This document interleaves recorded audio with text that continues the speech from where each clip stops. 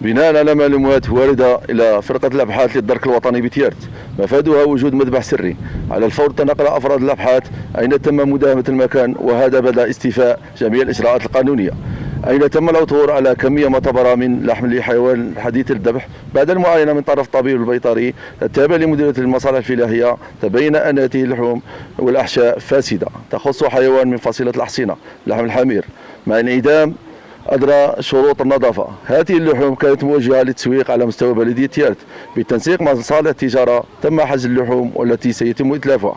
سيتم تقديم المعنيين أمام النيابة مختصة فور انتهاء من التحقيق، ويبقى الرقم الأخضر للدرك الوطني 1055 في خدمة للتبليغ عن أي تجاوز.